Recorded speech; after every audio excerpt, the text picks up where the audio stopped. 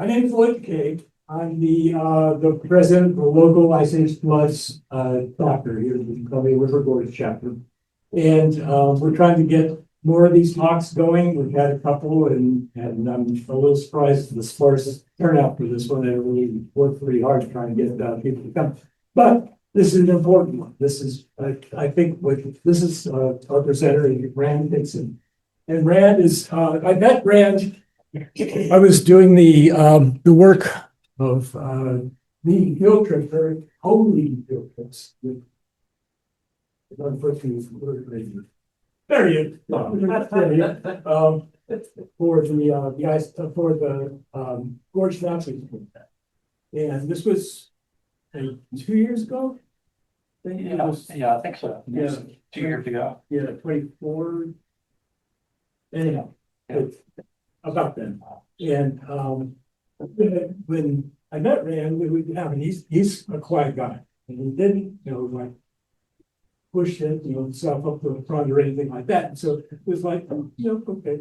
And then he contacted me and said, I've got this thing that I've got going that I could use a little letter from you. And it's like, oh, okay. And so I wrote the letter for him. And then I found out what about Rand. And it's like, oh, okay, never mind. So he's alumnus of the Auburn University Rural Studio. That's in Hale County, Alabama. And it's like high-level stuff for architects. Rand is an architect, so it's AIA, right? Yeah. And he's also the co-founder of, there's a Portland architectural firm, Pine Bureau, that he's co-founder of. And so he's been up there really well. He's interested in the intersection between design and storytelling, which is, I think, really an interesting way to approach what you're doing. And he's been working around the U.S. on various projects and stuff.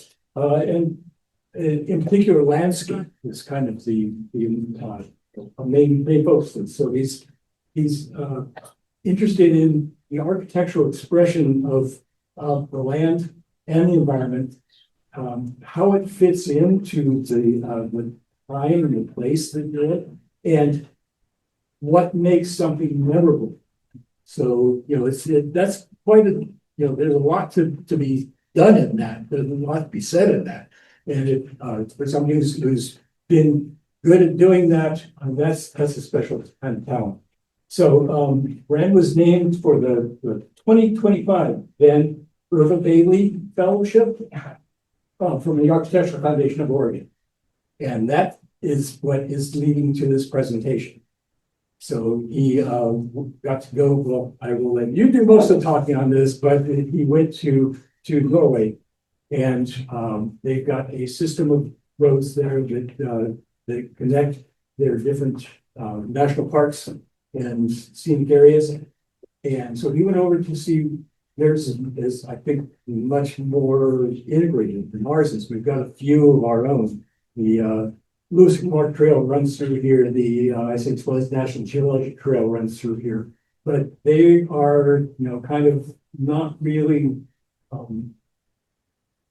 visibility, I guess you'd say. So I think that was kind of what he was thinking about doing is how can we do something here to actually increase the visibility, increase the interest, get things going. So with that, I need to mention something.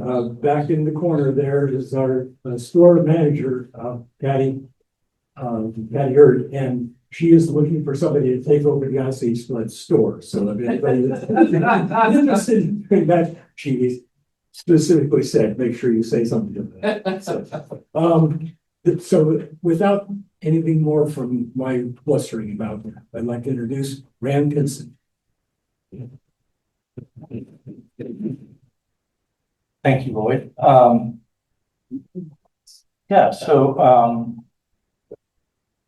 Like Lloyd said, I met him a few years ago, and this has kind of been a passion project of mine probably since 2017, 2018. And this is before I knew about the naturalist program with Oregon State, but kind the background, I was working on a winery in Dundee, the Willamette Valley, and started doing research on the place and kind of discovered the Missoula floods, obviously, and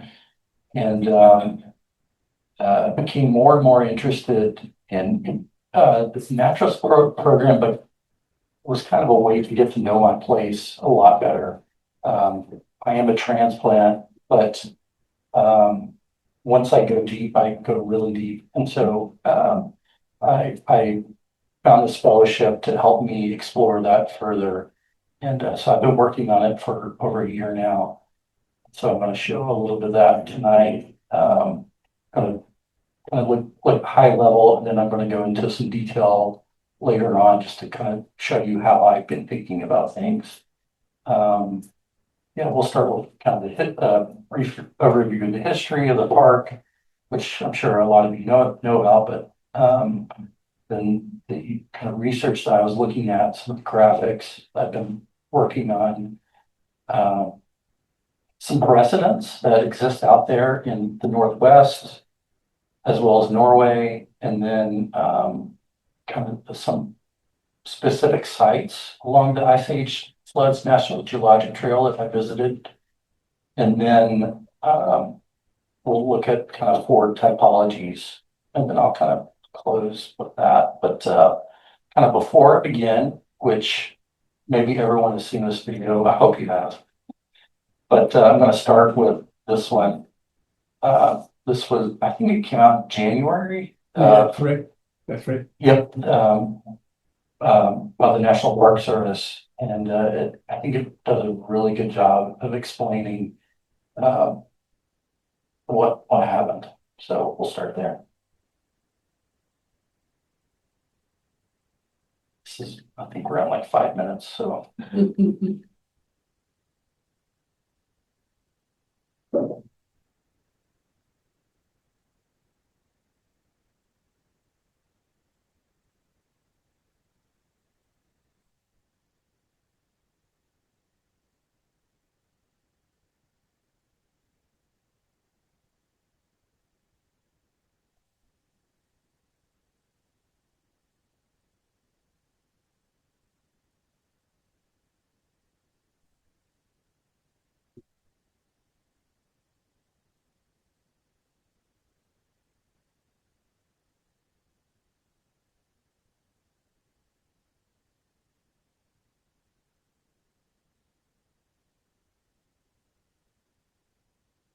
So that was the ice dam that was blocking up that lake breaking down. And now this is showing the floods going down across the channel scablands in central Washington. This is what we think the floods, that big gush of water, actually look like, just a really muddy stream. And the mud content made it so it could actually rip rock, basalt, off the walls and bottom of these channels and stuff. Those whirlpools are cold. They're cold. Those whirlpools are called colds. So the floods made it down to southern Washington and then got backed up at Wallula Gap. And that's kind of where it's suggesting we are now. So much water gone through there that it couldn't all get through at the same time. And so a big temporary lake backed up behind Wallula Gap, covering the Tri-Cities area. The water was getting through, came on down through the Columbia Gorge.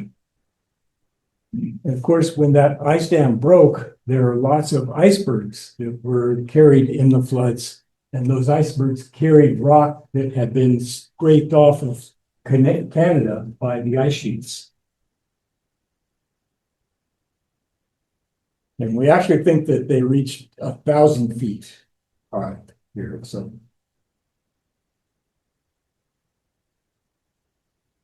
the floods continued on to the Willamette Valley. There was a temporary lake that developed there, 400 feet deep at one time, and on out into the Pacific.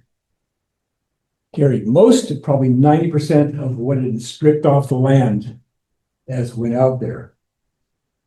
And the other 10%, this was been deposited in the temporary lakes, like there was a temporary lake in Hood River itself, which then became the soil that we use for the agriculture now.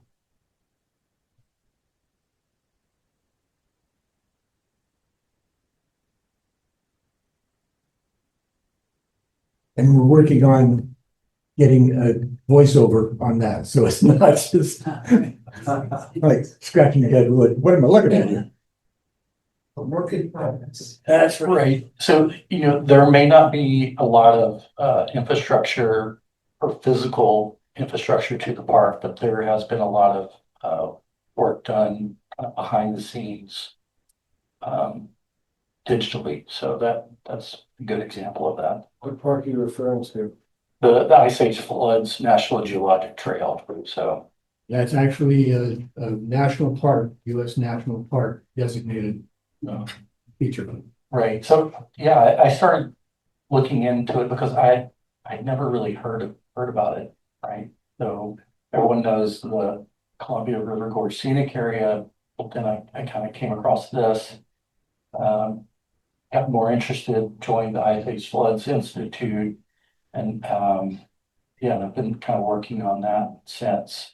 So this is a page from the website, the national park website, kind of showing the map. I think there's only 40 sites shown on this map now, but it exists. It's over. There's only 1,300 main miles, nearly 3,400 miles of loops and spurs, and actually 350 and more distinct locations across the landscape. So here's the national park brochure. So I think for me, seeing this was kind of a big deal. It's like, oh, it has the graphics, it has the branding, it is a park. But a lot of us know the story of Harley Brett's, but it really did start with this one person, which I think says a lot. And then here are kind of a few details of this list 13, but as I mentioned, there's 350 different sites, but a lot of the chapters of Ice Age Flood Institute kind of take their name from these sites. So this is kind of where it all began.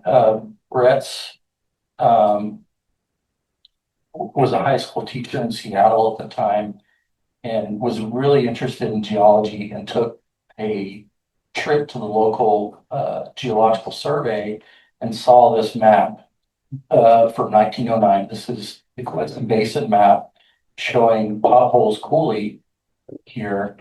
And he kept asking, what is that? And no one could really explain it to him. And he went back to University of Chicago, where he was originally from, and became a geologist, and I started exploring this area. So I started reading his journals and looking at his notes and kind of summarizing that. So it really began in 1909, and he started making these trips out here, and it originally started in Portland. He started training down the gorge, not by car at the time, and then summer trips with grad students to Eastern Washington, pretty much every summer, every year for 10 plus years.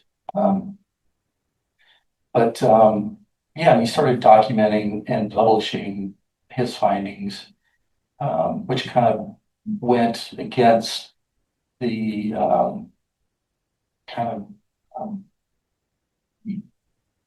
the findings at the time. Was more interested in kind of the way we think about the earth as change happens over a long period of time. And these floods were almost instantaneous. And so that it kind of went against the grain. It took him almost his whole life for his ideas to be accepted. But kind of, as the video showed, we'll kind of walk through that map and one more time at the ice breach in kind of northwest Montana and Idaho. It traveled through Spokane, across the channeled scablands to the Tri-Cities area, as Lloyd mentioned. It kept backed up in Glacial Lake Lewis and into Yakima Valley.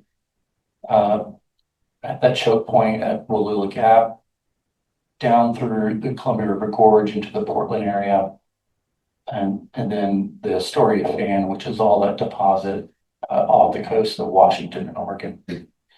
But I started looking closer, and there's a long range plan for the park. And in 2015, a group of people got together and they started laying out what this park could be like.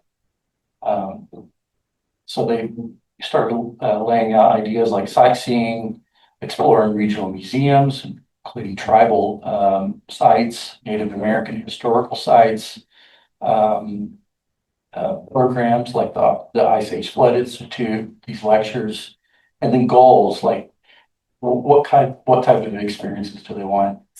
What can we learn? How can this landscape impress upon us? And then what can we take away from it? And for example, like myself, what can we learn from other places?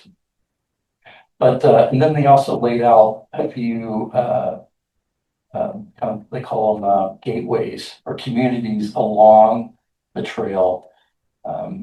So one was Portland, obviously, Missoula, Montana, and Spokane, Washington, which, when its economic impact was over 4.2 billion in 2025. Missoula has 3.5 million visitors a year overnight. And then they also laid out a few different sites that would be potential visitation sites along the trail. For example, Multnomah Falls is the most visited site in the Pacific Northwest, more than Mount St. Helens, more than the Space Needle, which I find kind of interesting. Yeah, so there are lots of visitors to these kind of areas, but they don't really have this identity that pulls them all together.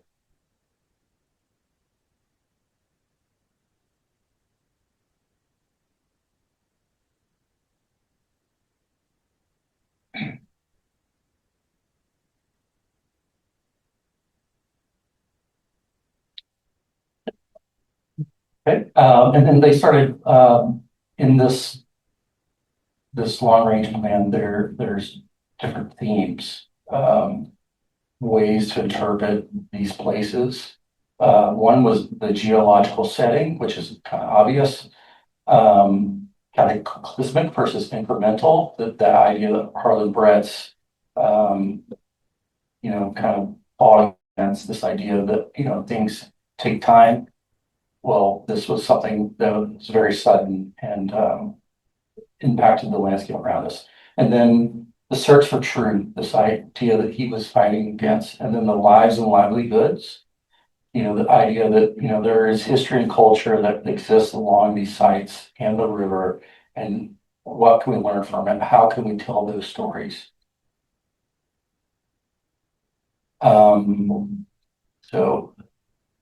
these are kind of expanding, these are pages from that long range plan that expand upon it in more detail. And then a few other kind of gateways they named are Lewiston, Wenatchee, Astoria, Pendleton, Eugene, all sites that ideas to encourage tourism, nonprofits, local nonprofits that could contribute to the trail. And then there would be a knowledge base so that people could kind of, learn from like the Ice Age Flood Institute, and then also, contribute to the local economy. So I started looking at research, and I began making all these different maps, kind of looking at the information and just overlaying them. For example, like the geology, ecology, all along this route in the affected area.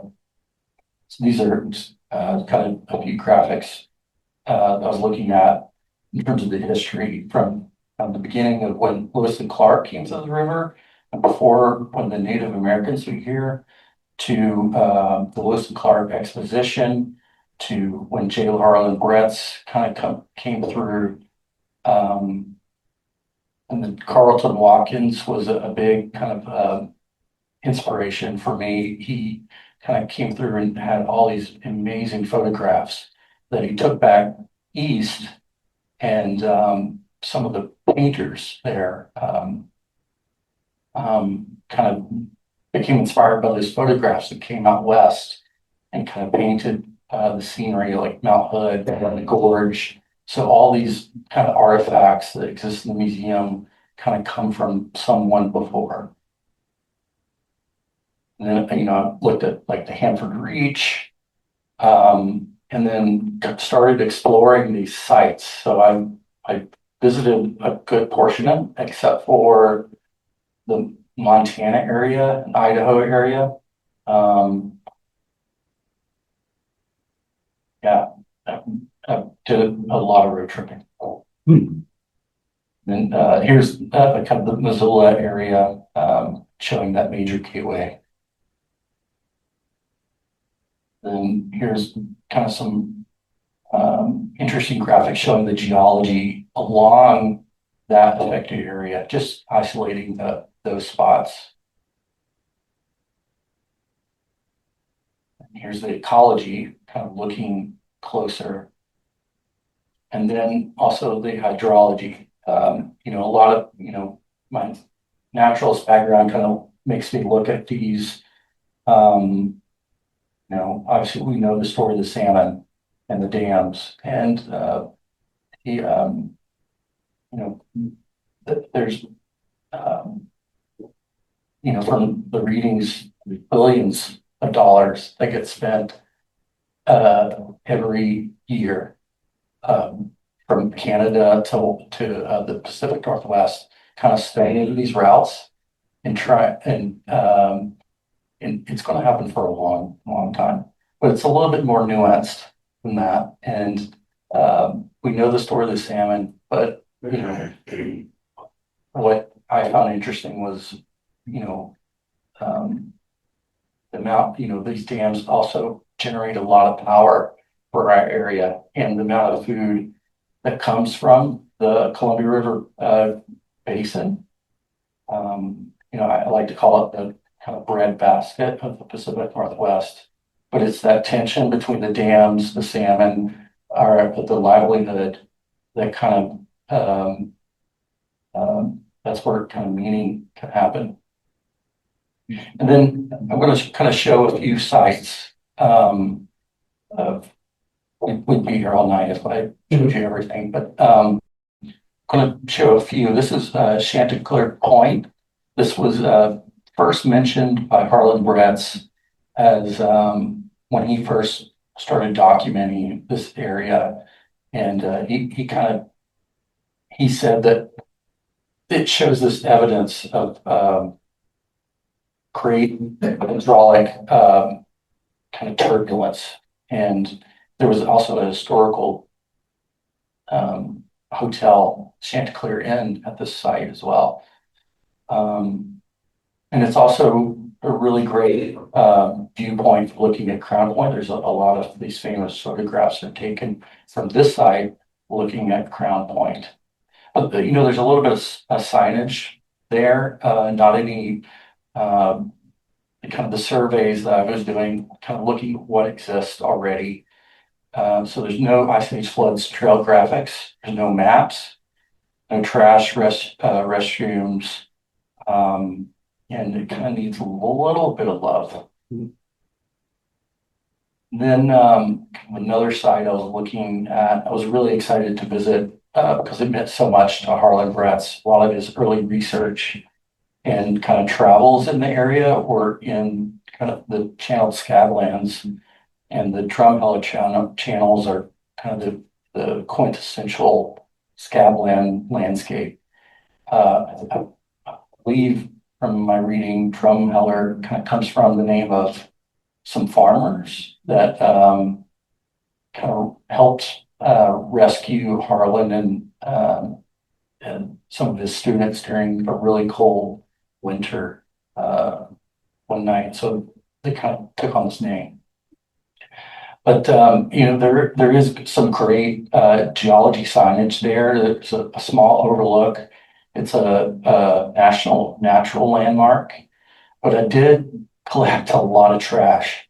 And it's everything from wrapping paper to a sack of potatoes. But it's really beautiful. There's kind of a wetland at the north end of the site from the reservoir there, Potholes Reservoir. And it's a national wildlife refuge. So during the summer, it's really great for bird watchers. When I was there was a father and his two sons that were actually going bird hunting. And then there's great hiking. There's some really good signage as well. But I really love this quote where he says, "The scablands are wounds, great wounds, and epidermis of the soul." And then this is the cold pond to the left here, kind of showing that there's a little bit of a trail that you can kind of walk to. Then this is also Crab Creek in the upper left hand, and Crab Creek in this area was it's some people think that this was actually the historical site of where the Columbia River passed through. This was the original flow, the Columbia River. You can see on the right the kind of basalt, some of the deposits. Then this side, Frenchman Coulee, it's when you first drive in, it's really quite spectacular. It's really breathtaking and quite scenic. But you can kind of drive anywhere though. So a lot of people were driving up to the edge of the cliff, kind of camping on the edge of the cliff. But there's no graphics, there's no maps, no designated kind of trail signs, no safety barriers. But it does have a lot of history, and this is kind of, as we saw in the video, showing the caulk and the kind of plucking of the basalt.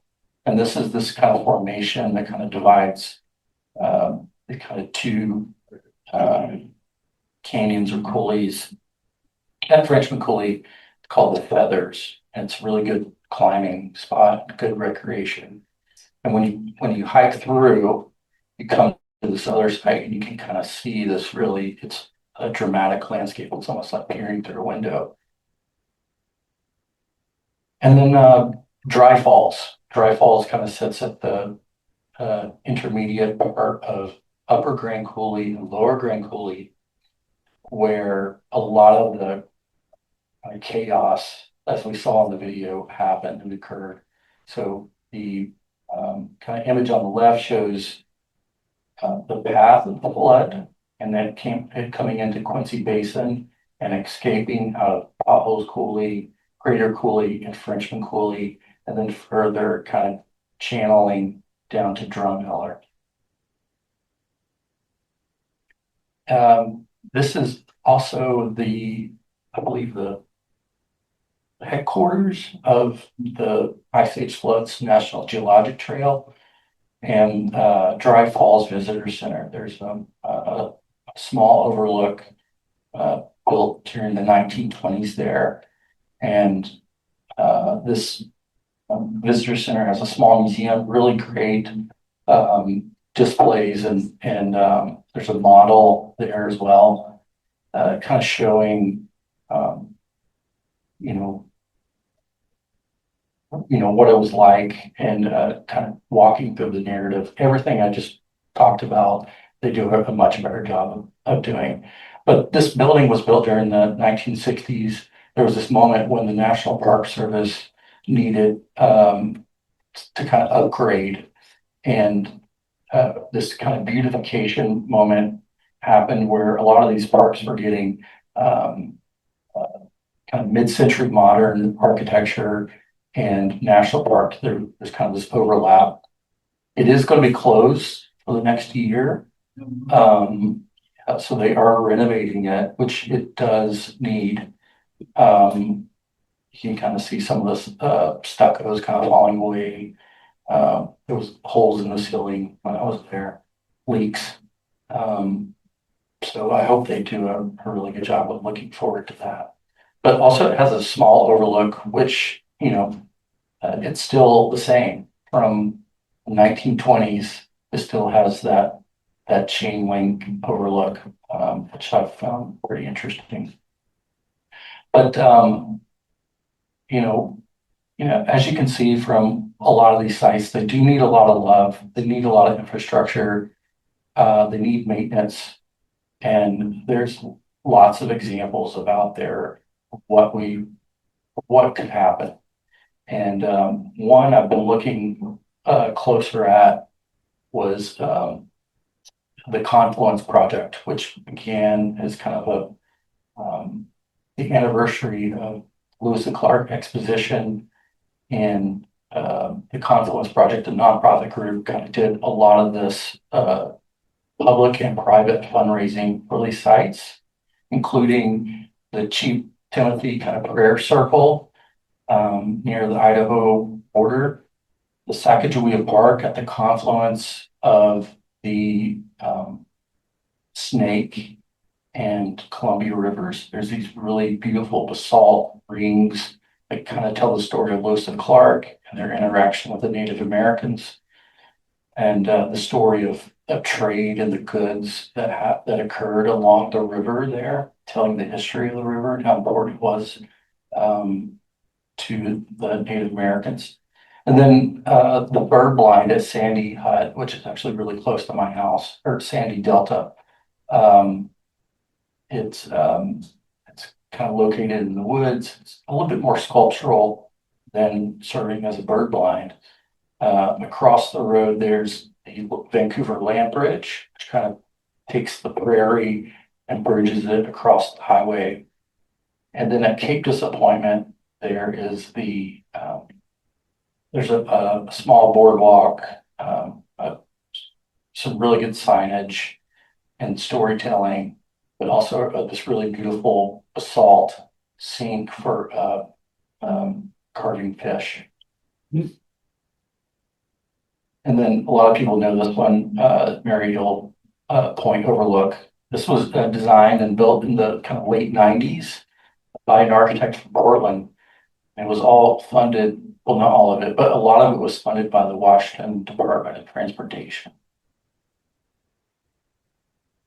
But what's really beautiful about this one is it really explores this idea of scale with the landscape and the sculpture. And then the one that I've really been looking at and spent a lot of time on was the Norwegian scenic routes. And so when I was in school in the early 2000s, I kept seeing these architecture in magazines, architecture moments, and they were always pretty powerful. And then as I got thinking about it more, I started it's like, you know what, what if something like that happened here?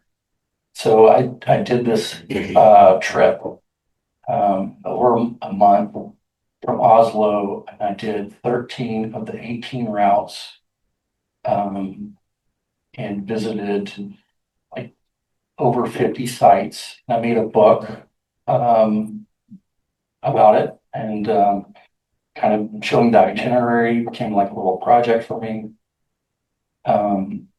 Just and kind of looking at data, and here are some of those sites that I visited. And it's kind of, there's 18 routes. They're everything from overlooks to art installations to bridges, restrooms, really fancy restrooms. I'll say that. They're small museums, cafes, rest stops. Some of them range from a light touch to more physical buildings and architecture. And I'll kind of show a few examples of those, but the idea is that the experience is enhanced through innovative architecture and thought-provoking art, especially designed viewpoints and rest areas. And they have a whole committee that selects the sites with the local communities, selects the architects, artists, and they're constantly kind of revisiting. And I think there's also 350 some sites as well. But it was modeled on the U.S. Scenic byway system as a way to promote tourism, to get people to stay overnight in these kind of little remote areas. This is one of the sites. It's a small little museum called Ambrufossen, and it's a really beautiful little building, kind of clad in wood. But it's used by the local community for art shows, crafts shows, and small concerts. But you would see this image all over Pinterest. But it's located right next to this really beautiful little waterfall and former mill site, and they've restored part of it. So you have this new building contrasted with the historical buildings there. So it's kind of a mix between this natural landscape and then kind of background building. Then another one that I visited is called Rodani, and it's all based around this painting on the left. This was painted by Harold Sullenberg. It's called On a Winter's Night in Rodani from 1914. It's an enormous painting. It's as big as this screen.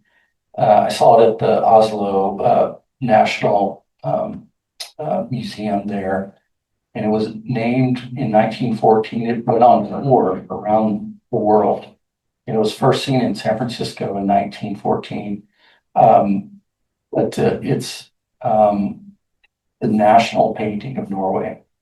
And so when they were planning an overlook in this area, the architect wanted to find the location of where that painting inspired Harold Sonberg.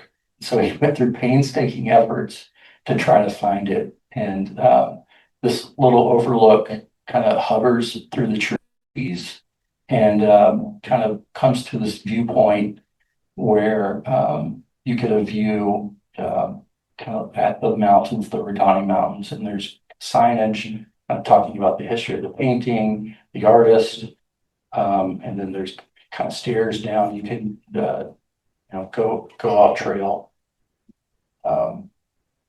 Yeah, but it touches really lightly on the ground to save all these trees.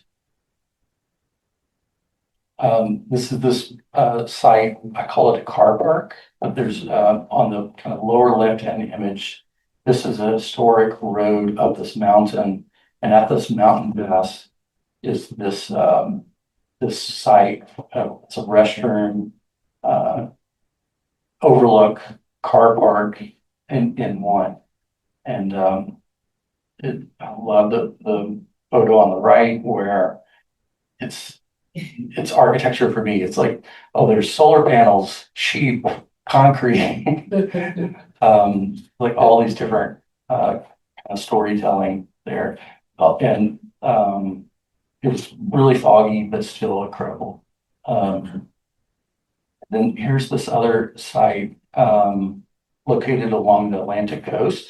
And this is a sculpture by Jan Fruchten called Haga. And it's a hike. As you go along the hike, there's these marble sculptures that kind of remind you of the kind of architectural Corinthian column or a sea dragon, whichever kind of, whatever one you wish to interpret. I thought it was going to be nothing, but it was actually like one of the cooler ones. And then just across the island is this beautiful bridge, and then you stop and you park, and there's these fishing. There's a fishing bridge, which was very active when I was there, and it connects to this boardwalk where you can park, go for a hike, and then there's this kind of cafe, kind of within this landform that kind of mocks that bridge. It takes on that form of that bridge, and the whole thing kind of curves around the island, and it's all ramping, so someone in a wheelchair could roll on it. And then this one I really loved and wanted to show because I really think this one translates really well to the gorge. This was this bridge and staircase kind of right next to this road that you kind of hike up to get a view of this waterfall. But kind of as you're coming back down it, the image right there, that could be the Columbia River Gorge right there. You never know it. But it's the way it's integrated into the site was really interesting. It's just this core tin bridge and staircase, and then as you get further up, there's a lighter touch, which is a small handrail, with kind of stone steps, and then you can get up really close to the waterfall.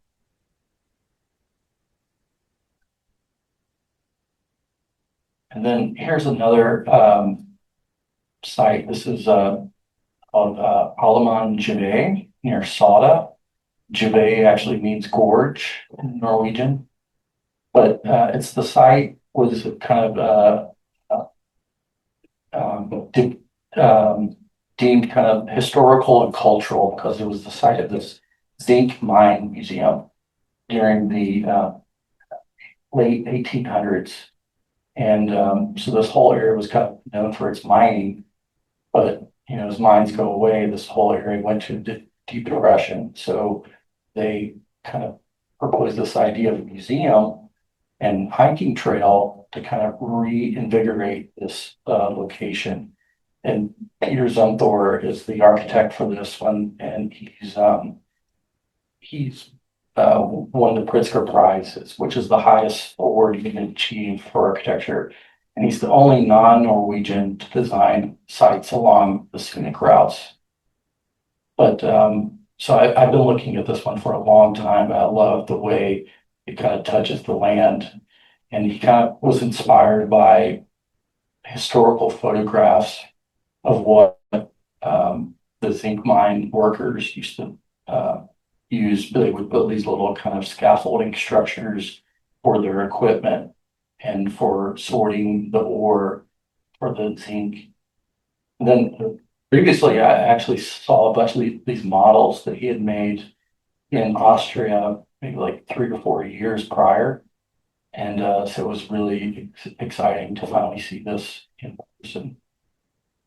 But, it's 4 structures. There's a small cafe.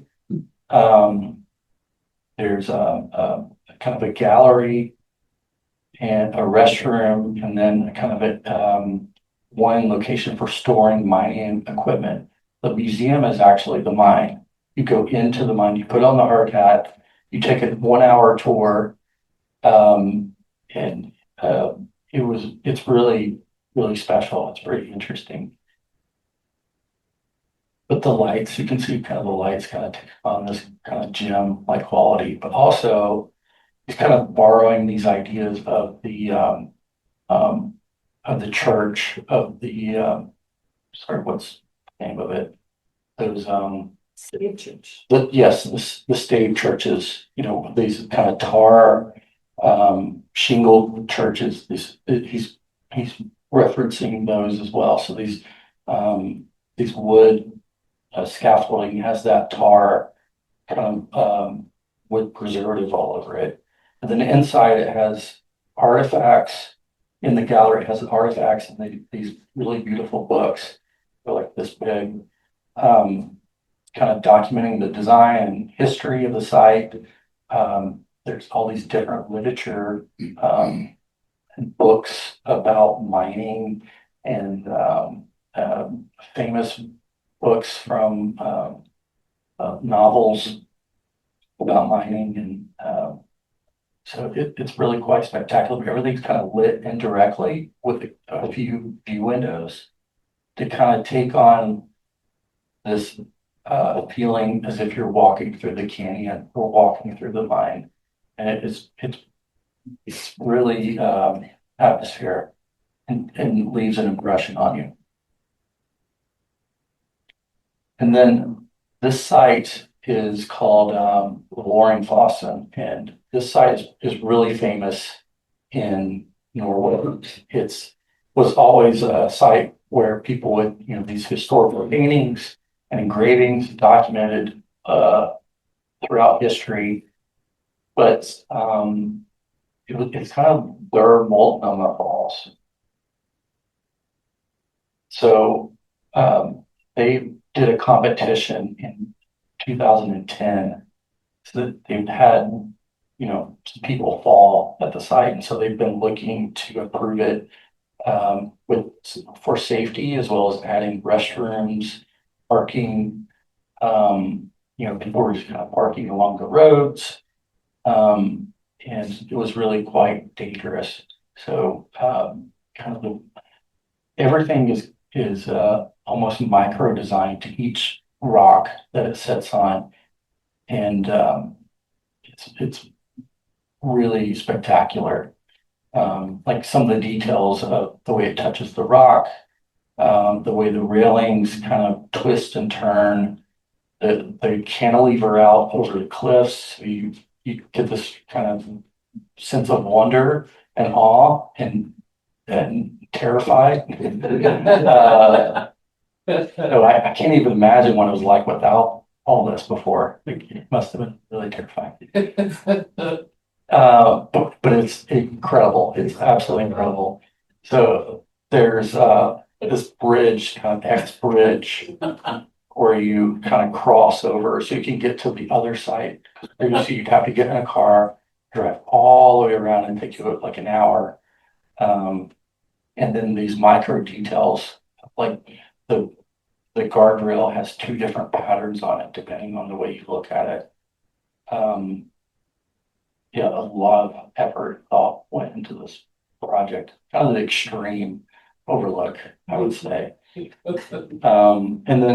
But there really is some beautiful moments, kind of where you get to feel like you're hovering in the trees. The bathrooms were incredible. I saw a lot of bathrooms on this trip. But I liked the way they're signaling the men's and women's from just the window on the outside. And then this last site I'm going to show is it's in Vardø, which is on the very tip of Norway. It's above the Arctic Circle. It's extreme temperatures there, but it's a memorial to fallen witches or people who are accused of being witches. And it took a lot of effort to get to this site. It had this itinerary where everything was planned down to the day where I was staying, and I was about to get on a plane, and they were like, "No, you're not getting on this one." And it took me all day to figure out a way to get there because I had hotels booked, I had cars booked, everything. It just kind of threw it off. So I actually showed up. I left at 8 in the morning, didn't arrive until midnight. So the one photo on the right is at midnight. So it has the summer sun. So the street lights are on, but everything is daylight. And it's really, really spectacular. So you go inside and um, uh, 90 victims. So each one has a bulb and it was open. At midnight, I went to the hotel and they're like, it's open, you can go. And so these bulbs kind of are memory of those victims. And it was being there, I was there from midnight to like 2 a.m. in the morning. And it was really special. But I did go back the next morning and take photos so you can at least see what it was like when it's a little bit brighter. And then each person has this kind of memory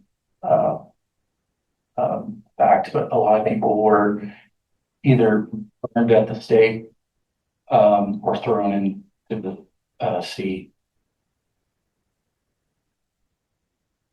And then it's this kind of really long scaffolding, and it takes its form and inspiration from the salmon drying racks that kind of litter the landscape there.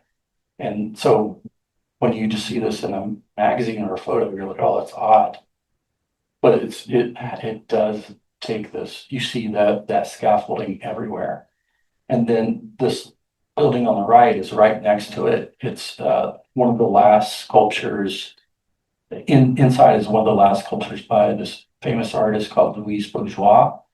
And before she passed away, but inside is this kind of flaming chair and these enormous mirrors. It's really hard to capture the scale of it, that reflect the light and the fire and the flame. But the building is so small compared to the landscape that it sits in. And this kind of, and also because of the linear form. So there's this interesting dialogue between scale. And then I also love the really beautiful details, just simple bolt connections, wood, and then this stretched canvas. It was really warm inside, but there's no like heating or cooling, all from those light bulbs. And then here's kind of showing Norway and what's the scale of that to the Pacific Northwest. And I did that whole trip in an electric car. But it had all the infrastructure and it was cheaper to rent an electric car than it was a gas or diesel, which I thought was pretty interesting.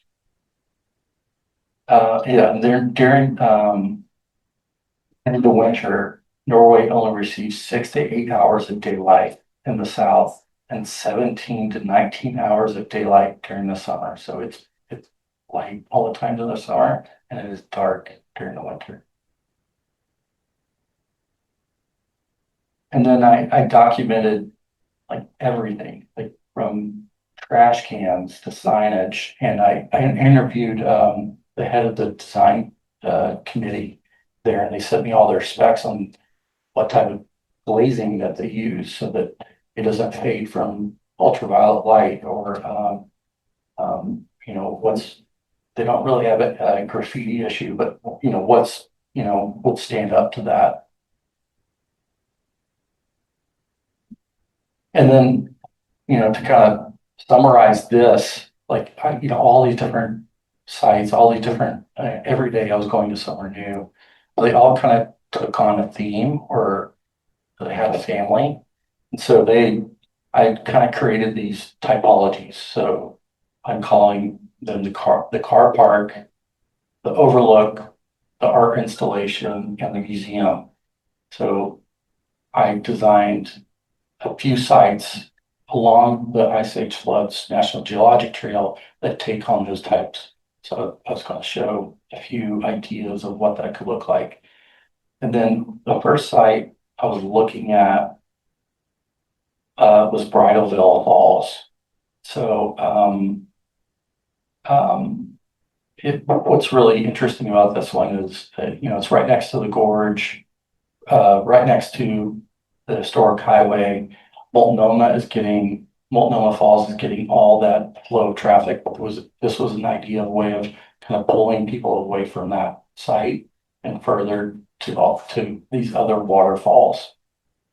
And there's already infrastructure there. So I was looking at sites and places that already had something. It's like, how could we take it and elevate it? You know, there's this book called Learning from Las Vegas. It's kind of a different context, but it's a really famous architecture book. But the first line of the book, it says one of the most radical things an architect could do is look at what is there already in the landscape. So that's what I've been doing. And so these are kind of historic photographs. I'm looking at history. I'm looking at ways of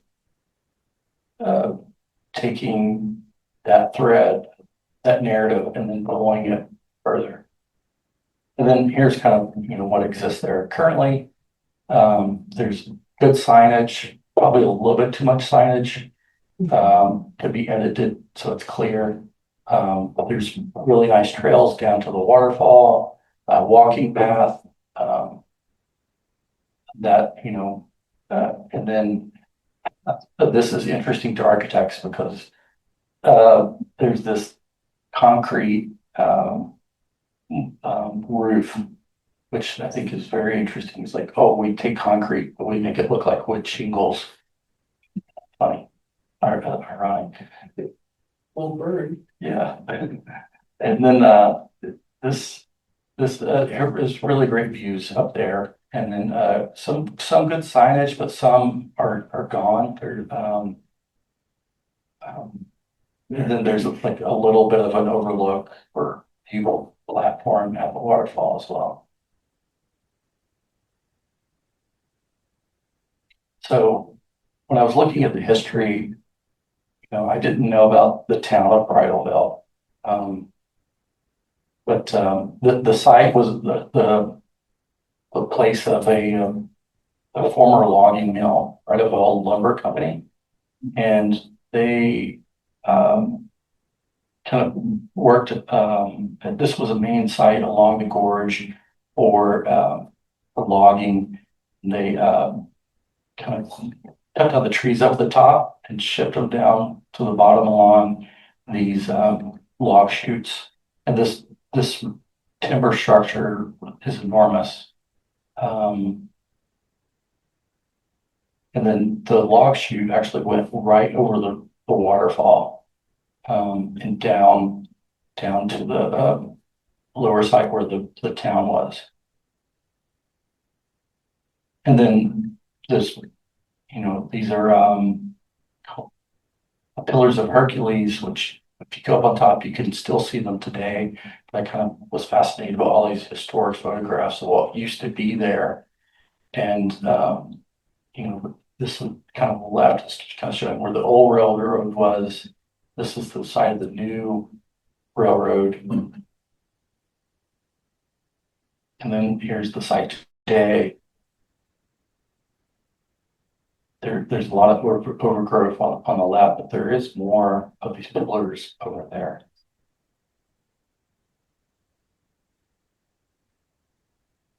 So I started looking at log chutes and how common this was, and it's kind of a memory that was kind of forgotten. It used to dot the landscape in the gorge, so I've documented like historical log chutes and sizing these members and seeing what kind of structure it looked like. So I designed a log chute overlook that would kind of use that language. And if it can hold water, it can hold people. And then here's kind of some images showing, imagining what it could look like. These kind of kind of also takes on some of those borrowing those languages that Zone had of the scaffolding, the mining structures. And then here's kind of a view showing those overlooks. And then this next site is actually began when I was doing the Oregon State Naturals program. I got really interested in this site. And you can see these kind of dark shadows in the water there. But you know, of course, everyone knows the story of the Bridge of the Gods and the bottom of the landslide. You know, of being able to walk across, or the Native American story of being able to walk across the river without getting your feet wet. And there's been lots of study by geologists and kind of documenting that area, and it all comes from that landslide and the Bridge of the Gods. But I was also fascinated with these stories. So when Lewis and Clark came through, they wrote about in their journals all these trees that were everywhere in the water. So I came looking closer at that, and I came across this really interesting guy named T.B. Lawrence, who was actually friends with John Young, who was a big reason why the Scenic area exists today. He was an architect, actually.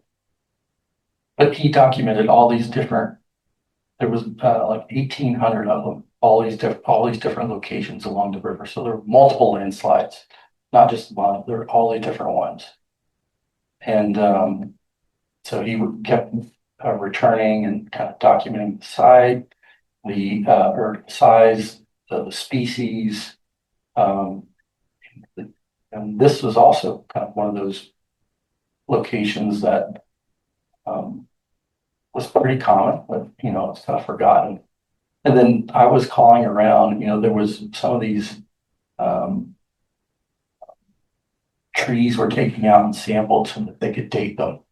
And I was calling around, and they found them at the World Forestry Center a few years ago.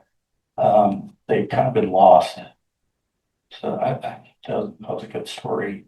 And then, but they were able to date them from like the 1100s to the 1400s. So kind of that range. It's kind of how old they were, much older than Lewis and Clark. And I kept trying to recreate those photographs, these historical photographs. So I go out there and kind of take these pictures. But this kind of gives you a scale of, you know, there's D.B. Lawrence, and the one on the right is the lady standing next to it, but they were really tall, really prominent. And then Wind Mountain is in the background here. And Wind Mountain was the site of a vision quest for Native Americans, actually. So actually, I found them finally the last winter.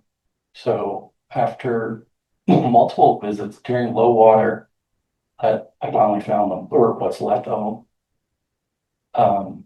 So here's kind of showing you what it's been like. So these trees are in there, like they are, like you cannot pull them out. They're in there.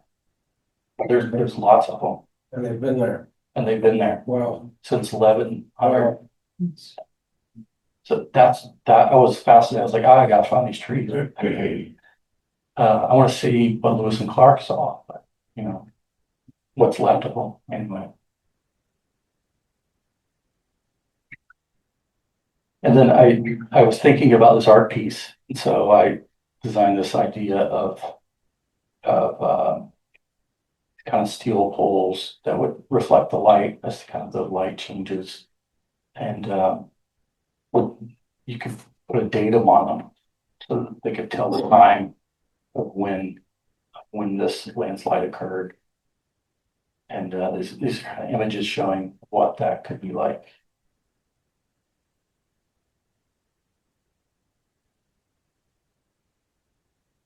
And then the next site is the car park. So this is near Arlington. Um, this was kind of a, I think, 1950s, just rest stop area. And as I was driving back and forth from Ballula Gap to Portland, I was kind of looking at different locations, and I stopped here a few times. And the site definitely needed a lot of love. It's got no restaurant there. Exactly. And it flows a gale. Exactly, yeah. And I found this one was kind of interesting. $6,250 fine for litter and trash everywhere because there's no trash cans. Yeah, right. But it is, the view there is pretty gorgeous. And Harlan Brett's actually worried about this a few times in his turn on this location. Not a lot, but at least like he talking about the gravel bars nearby. And then I found all these engineering drawings, and then I imagine kind of, what could be there. Well, it needs a restroom, it needs trash cans, it needs a place to kind of protect you from the wind. And then here's kind of some plans kind of just showing that. It still takes on the form of what was already there, but it's long, linear to, so it takes on the scale of the landscape and the scale of the windmills behind you.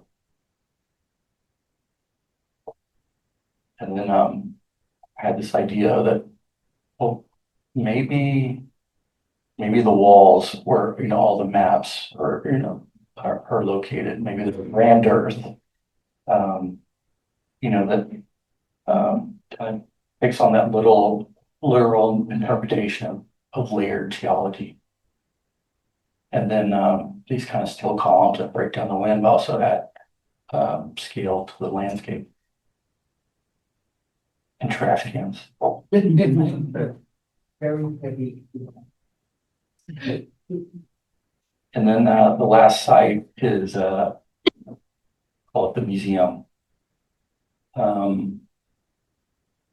Yeah, I located it in Rufus, Oregon, mainly because there's not much there. And then as I was driving back and forth, I was doing lots of studies on different locations, looking at economics, looking at ecology, looking at data, and I kept coming back to the Columbia Plateau area.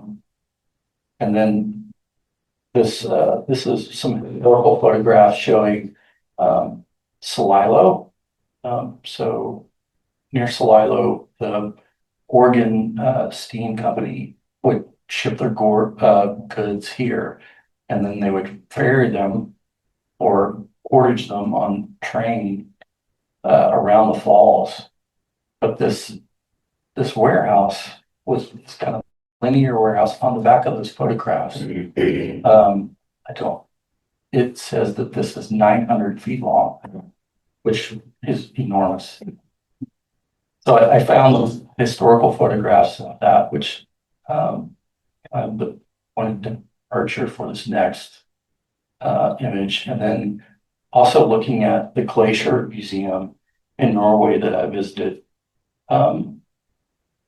which has a small cafe. There's an auditorium, shows these really amazing videos of the glaciers up on top of the mountains there. There's small exhibits, models, and then every day they bring down a piece of ice from the glacier and put it in this basalt sink every day. And then there's kind of the view of the glacier kind of creeping over or creeping back from the edge there. It's called Josselbreen Glacier. It's the largest up on top of that is enormous. But you only see a small glimpse of it, but it's the largest glacier in continental Europe. So it was cool. I got to see a glacier. It's kind of a drawing, but you know. And then what I really also loved about this location is when you're driving back east, you get a glimpse of Hood. So you get this contrast between this kind of channeled, dry landscape and the snow-capped mountain, which is incredibly dramatic. And then I wrote a program, which I'm calling the Ice Age Floods Institute. And here's kind of a floor plan showing the auditorium, like where people would come in. There's a cafe, a bookstore, gallery, conference room, kind of a reading room. I'm calling the Harlan Brett's reading room. Storage for kind of overflow or temporary museums, or temporary exhibits, I should say. And then some images envisioning what that would look like, but kind of what this sawtooth, when you're cut a section through it. And what's really great about the gorge is you can get all this northern light because you're not getting any direct sunlight. So all these galleries can be lit by daylight. And then it has that kind of linear form, like that warehouse, but it also has the, you know, it's that linear form kind of lets it kind of belong to the scale of the landscape, and it sets nicely with the silo and the crane elevator. And then here's some interior images kind of showing what that would look like. Like here's the video of that, and these maps and store exhibits of the Ice Age floods, and all kind of being top lit there with views of the river. Then here's kind of showing what it would look like, or we can imagine what it could look like, you know, the kind of glowing, almost warehouse-looking building in the landscape. And this is by Rufus, is it, yeah. Yeah. Yeah, this is, Worried Yeah. about volunteer. yeah, the cafe would be the place to eat there. You don't place me on. And then kind of closing, you know, I have all this data that I've been collecting. Like I have, like how much the Washington State Park System has earned from all their parks. Oregon, like what they've earned from their parks. So I'm trying to process like what would happen if we raised the parking by $1 and all that went to the Ice Age Floods National Park. First, you know, you can make almost 11 million just from Oregon. And then I'm making these kind of artifacts too, and looking at all these other sites. I've written a brief for an architecture studio as well, so maybe get some students to put their minds to it to see what else can be done. But this was kind of this device that I was looking at. Harlan Brett's came up with this formula for measuring how old the cliffs were by looking at the talus and the scree that comes down. So I had this idea, well, what if we just made something that could be at a location and like a hiker or someone could tell how old that was, whether it's made of wood or steel, we could make that. And then this other kind of idea was kind of comes from Nancy Holt, who was kind of a land artist. This idea of like you go in one tunnel and you can hear the roar of what the waterfalls used to be like. And then I'm making these kind of artifacts like the landslides and things like that, and that's it. And here's kind of some further reading, of Retz's Floods. That's a really good book. So if anyone does the trail, this is good one. There's lots of books out there. These are some of my favorites that I kept returning to. And if you go to Norway, let me know. So you did this in an e-car, but did you hike much also? I did some hiking. Yeah, Sure. yeah, but it was, it was jammed. Every day was jam packed. I was seeing everything I could. And that when you got next from the flight, could you drive to that place or not? No, Yeah. no.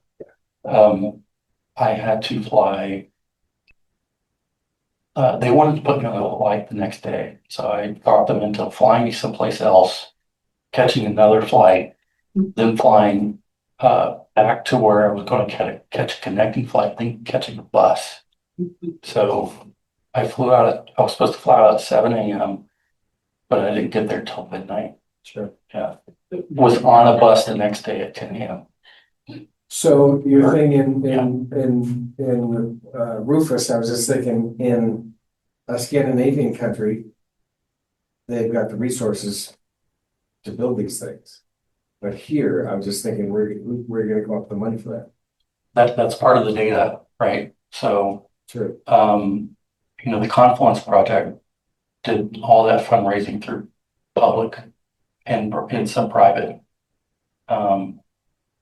So yeah, I've talked to Justin Radford, who runs the park, the Ice Age Floods National Geologic Trail. He's the director. And I think there's other places too, like the Drumheller channels. That's all run by Washington State Parks Association, and they have a really good signage there. I've only seen one site that actually has the Ice Age Floods logo though.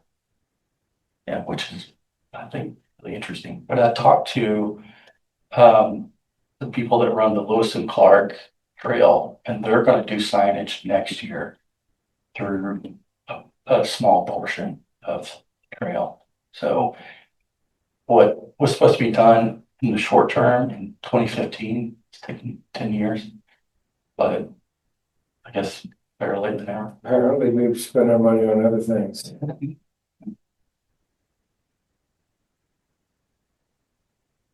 Any questions?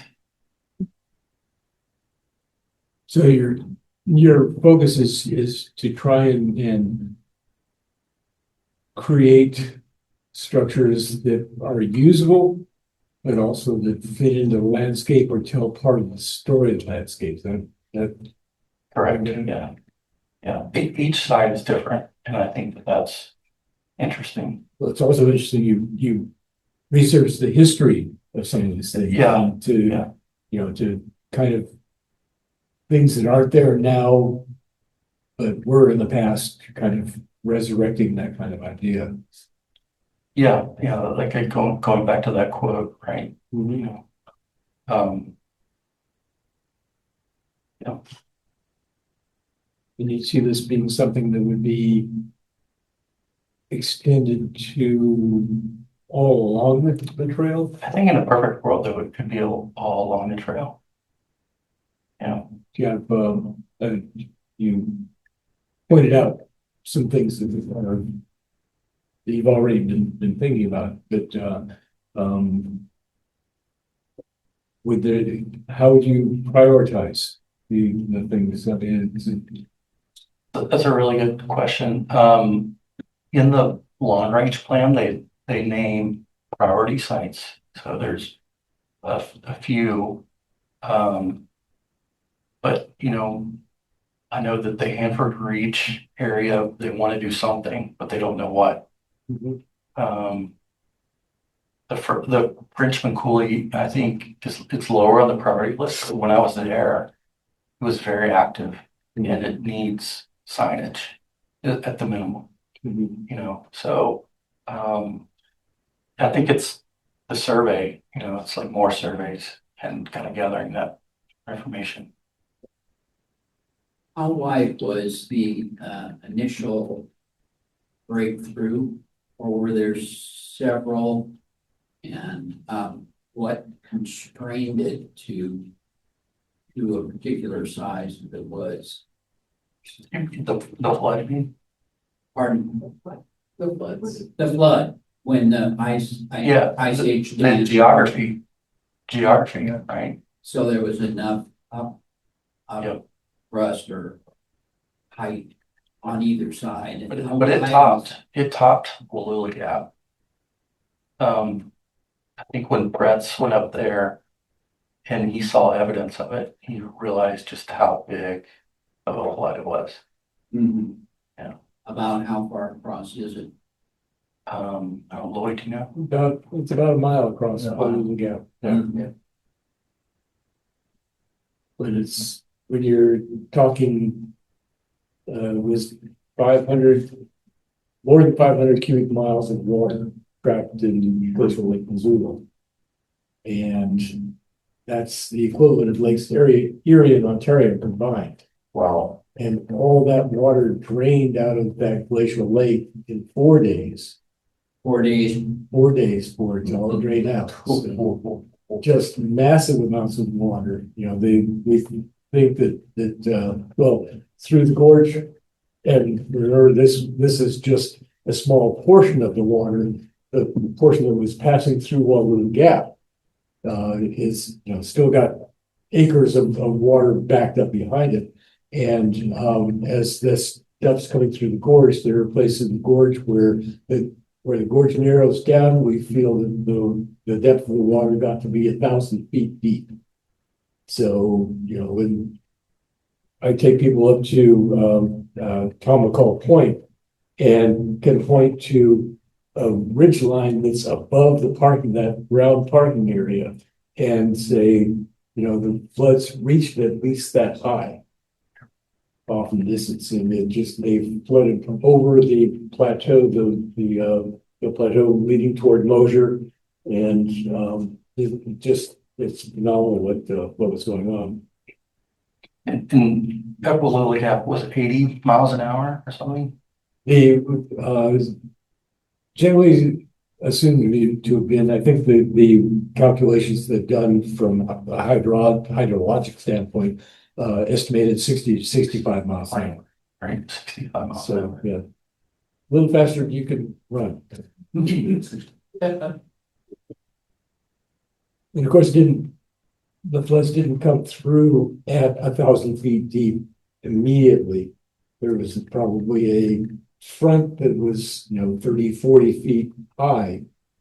But then the water just kept building up behind that front.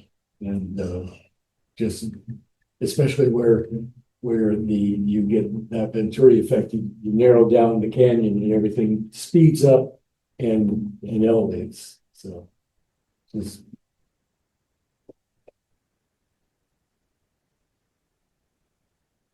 any other questions? Yeah. And would you talk a little more about the inspiration for structures based on what's already there?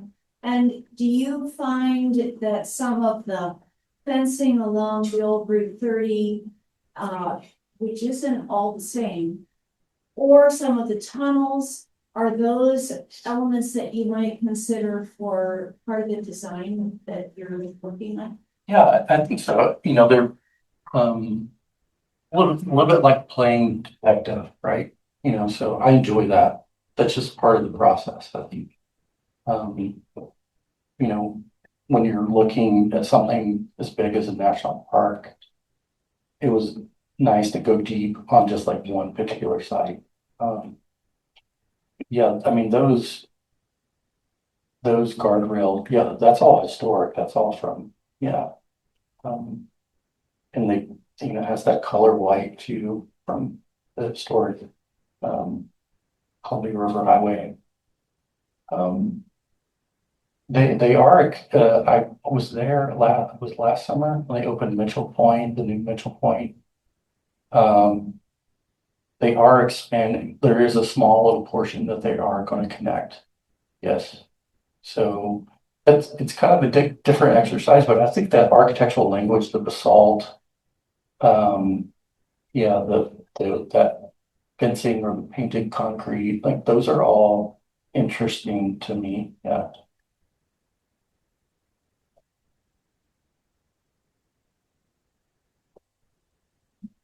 Okay, any other questions? Well, thank you, Rand. All right, yeah.